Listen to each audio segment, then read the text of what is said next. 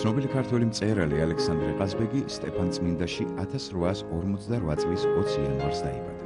პატარა ალექსანდრე შეძლებულ ოჯახში იზრდებოდა. ბიძები მას განსაკუთრებით ანებიურებდნენ. მასზე ერთდროულად ორი ძიძა და რამდენიმე გამზრდელი ზრუნავდა.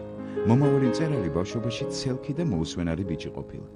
ხშირად თანატოლებთან უსიამოვნებებიც მოსდიოდა, ამიტომ დედამ მას ზედმეტსახელად მოჩხუბარაძეს შეარქვა.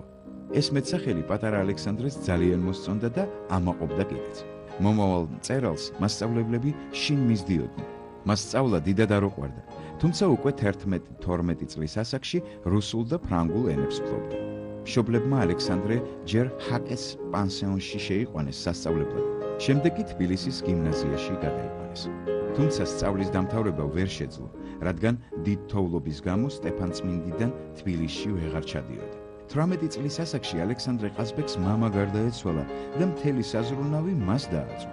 მამის გარდაცვალებას მწერალი განსაკუთრებით განიცდიდა. ამ დროს ოჯახსაც მატერიალურად უჭირდა. თუმცა ალექსანდრემ მოახერხა და უმაღლესი განათლების მისაღებად რუსეთში გაემგზავრა. მოგვიანებით კი ისევ სამშობლოში დაბრუნდა და თავისი ხალხის ბუნების უკეთ შესასწავლად მთაში მწყემსად წავიდა. მთაში გატარებული 7 წელი მწერლის შემოქმედებისთვის მეტად ნაყოფიერი გამოდგა. აქ მან უამრავი მასალა დააგროვა თავისი მოთხრობებისთვის. ასევე ბევრი მეგობარი შეიძინა. გარკვეული დროის შემდეგ ალექსანდრე ყაზბეგი საცხოვრებლად თბილისში გადადის.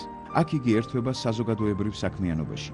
ამ პერიოდში იგი წერა-კითხვის გამავრცელებელ საზოგადოებას თხოვნით მიმართავს, რათა დახმარება გაუწიონ სტეფანწმინდაში ახლად გახსნილ სასწავლებელს.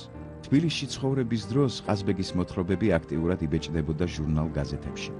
მწერალმა მოახერხა და 6-7 წლის განმავლობაში დიდი ლიტერატურული მემკვიდრეობა შექმნა. ალექსანდრე ყაზბეგის შემოქმედებაში კარგად ჩანს მთის ხალხის ტრადიციები. მწერლის ნაწარმოებები ლეგენდებზე, თქმულებებზე და ნამდვილ ამბებზეა დამყარებული. მისი მოთხრობების პერსონაჟები არ ეგუებიან უსამართლობას და უმეტესად ტრაგიკულად ამთავრებენ სიცოცხლეს.